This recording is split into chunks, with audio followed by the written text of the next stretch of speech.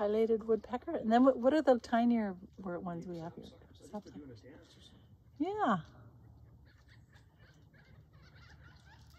Oh, there's another one in the other tree. See him?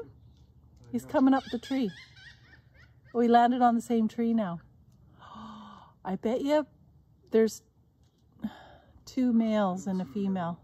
He's right below them. Oh, I can't see because the deck's in the way. So oh, same tree. Come. Far away. This is looking into our forest right now. He's right below. He's coming up the tree. Oh, he's on the other tree now. It's going to be a scrap. It's going to be a woodpecker scrap. Where is he? I don't even see him.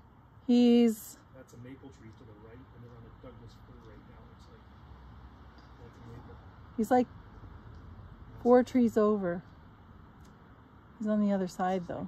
Mutual of Omaha's wild kingdom at its best, right off our South Duck and Salt Spring Island. Sorry, I don't have a tripod. That's why.